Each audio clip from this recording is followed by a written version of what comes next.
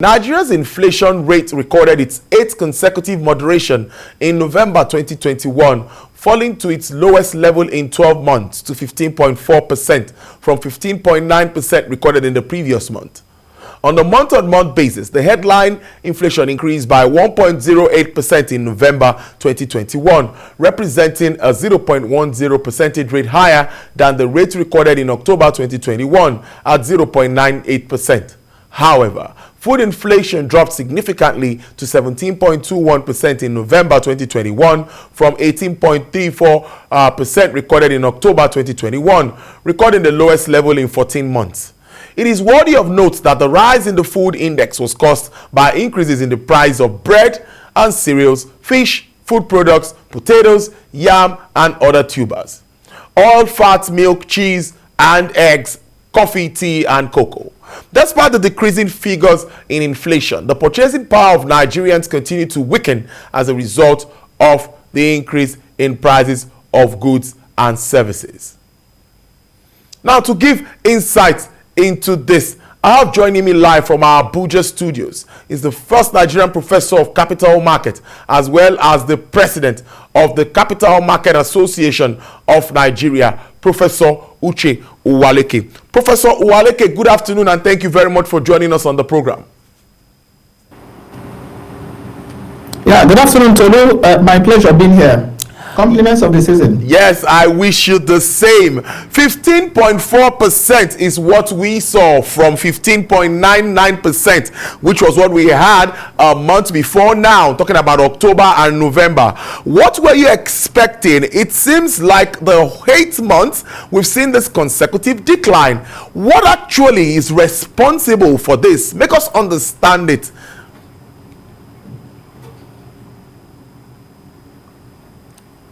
I would attribute the development to two major factors. The first is the harvest season. That's the positive influence of the harvest season on the price movement. And then the second is an obvious factor, which is the base effect.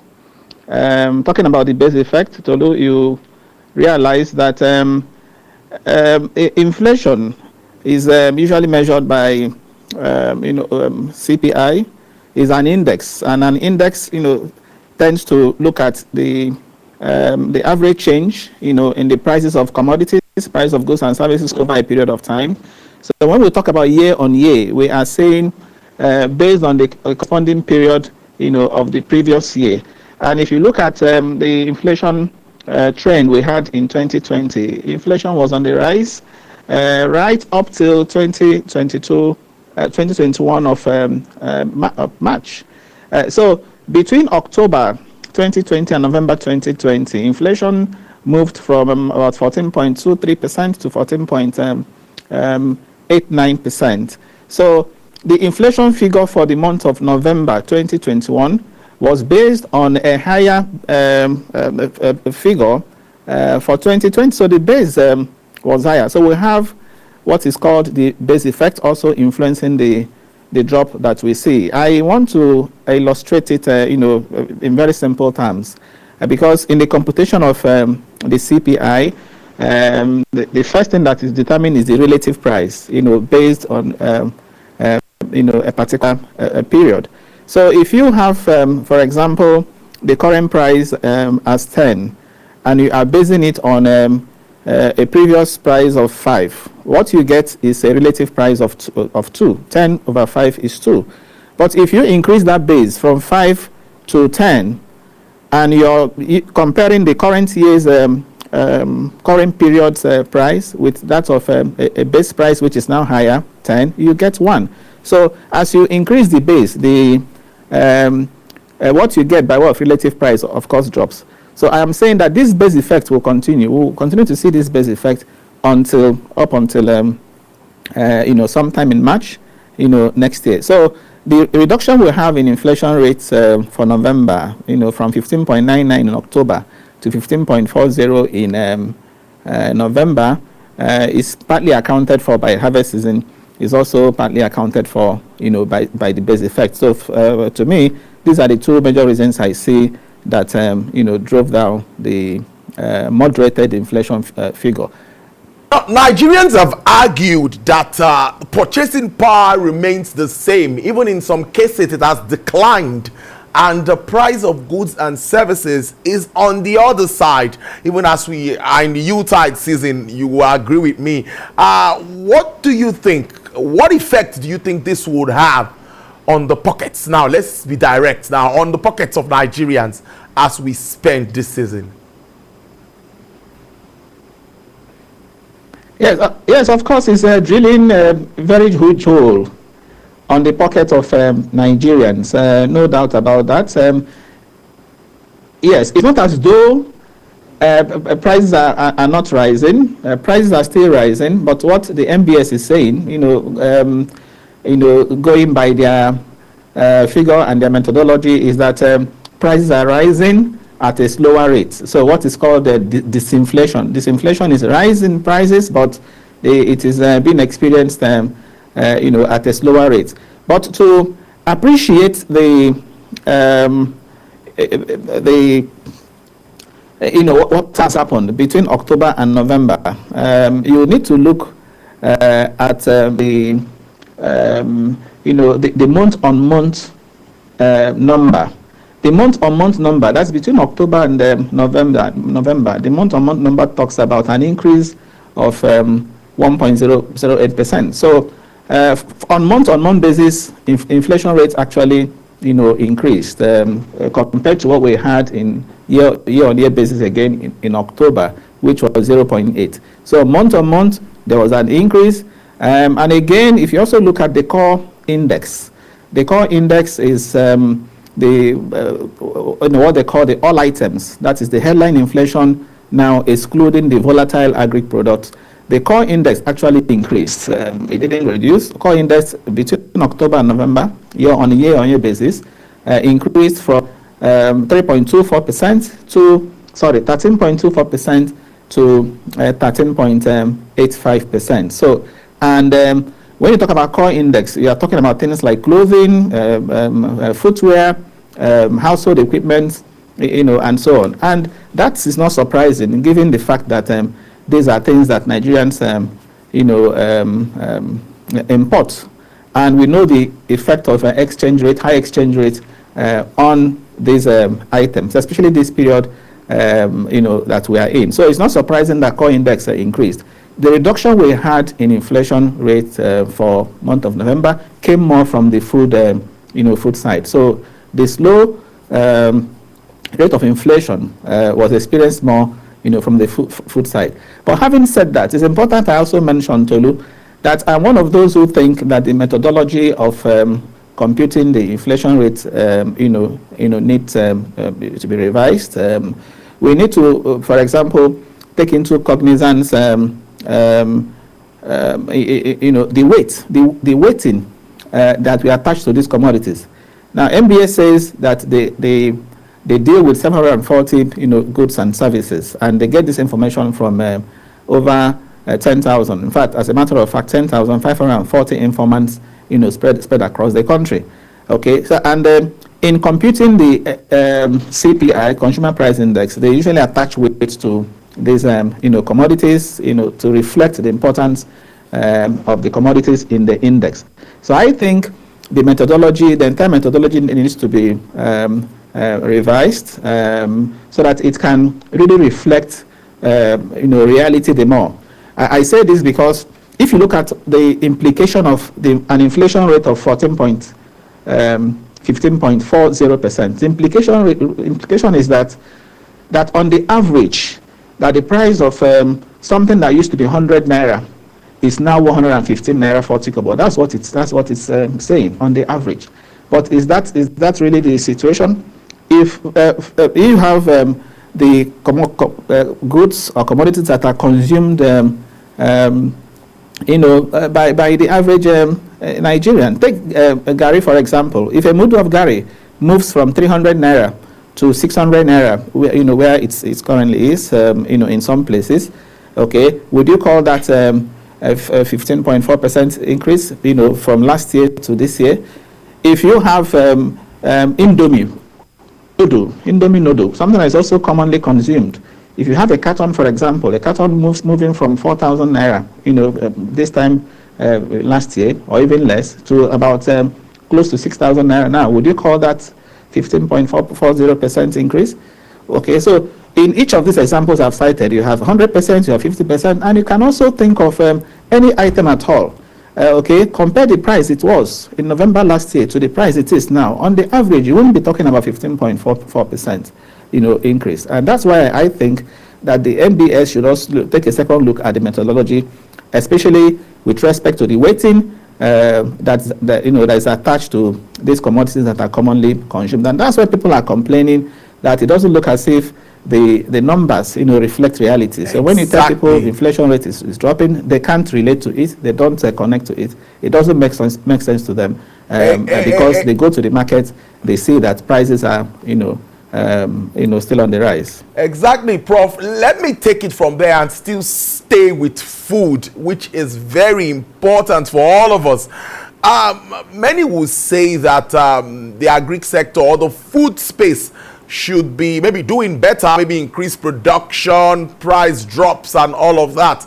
Looking at all of the efforts of the Central Bank of Nigeria to actually strengthen this sector, I want to ask what's your assessment of all of these interventions? And when do you think that we'll see this impact, that it will be clear that the impact of all of these interventions, that we are coming to feel it positively on the price of food, of course, foodstuff?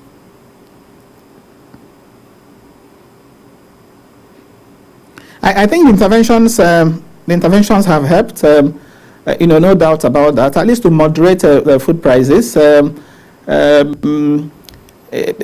If you remove these interventions, the food inflation wouldn't be where it is today,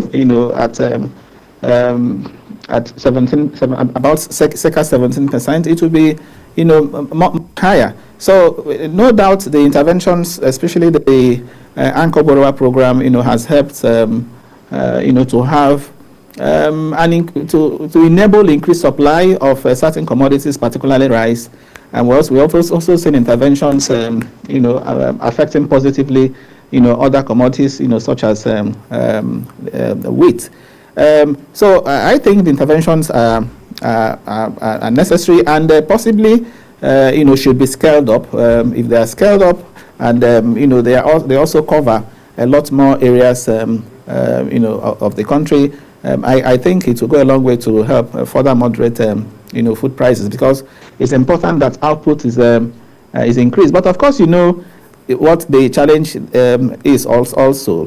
Part of the challenge is the insecurity we have in several parts of the country, especially in the food belt regions of the country, that prevent farmers, from going to farms.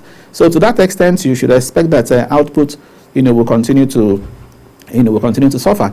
Now, the other thing too has to do with even the cost, because the nature of inflation we have in this country is not the one we, elementary economics calls, demand pull inflation. So it's not as if you have a situation in which, too much money is chasing, too few goods. Well, to some extent, yes, but it's more of supply bottlenecks. It's more of a cost push inflation, a situation in which, for example, the high cost of electricity, the high cost of fuel, the high cost of course, associated cost of transport, fits into the general price level. And to understand, this, further, you look at the inflation rate as disaggregated by the National Bureau of Statistics, state-wise. Tolu, have you asked, yourself, why is it that inflation rate is highest in states like Gombe, Kogi, and Nasarawa? Because we are told, if you look at the numbers by the MBS, the states with the highest inflation rates, food inflation, for example, you have Gombe, you have Kogi, and you have Nasarawa. And then the ones with the lowest, you have states like Osun and Edo. And then you find that Edo, for example, shares boundary with Kogi, if I'm not mistaken. So why should inflation rate be very high in Kogi and very low in a state like Edo? So that tells you that there is something. It has, something to do with the cost of conveying these goods. Transport costs. So transport cost is a factor in this inflation, figure we are talking about. So if the transport cost can come down as a result of maybe people can get have access to motorists can have access to fuel. The roads are motorable. Of course, once transport costs come down, you also expect that the cost of food items will be low, such that you don't have this wide disparity between neighboring states in terms of inflation rates. Prof, we have 2 minutes to do this now. Let's wrap up. What are you projecting with regards to inflation? Are we going to continue to see this decline even as we expect subsidy to be pulled out, say February next year, according to what we hear? If that happens, and also subsidy on electricity is taken away, what do you think of inflation moving on very quickly?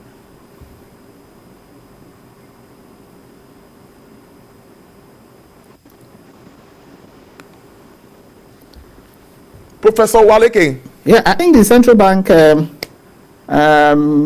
is projecting lower rate of inflation. Let us even take that of the federal government. If you look at the 2022 budget is targeting or thinks inflation rate will come in at 13%, by the end of 2022.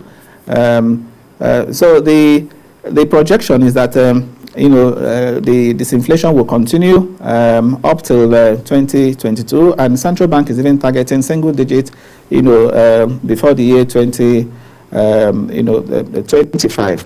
But my outlook, the outlook I have inflation in the near term, for example, at least for December, yes, we may also see disinflation happening on account of base effect December, but on month basis is also going to be higher because December is associated with usually associated with increased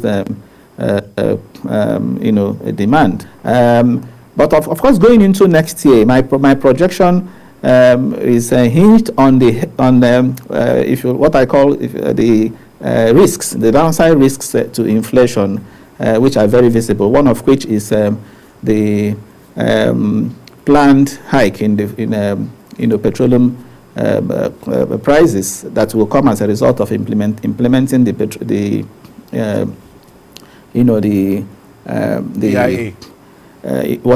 act, the Petroleum Act that has been passed. So if you have a hike in petroleum prices, of course, that will also feed into inflation. So inflation rate next year may be high,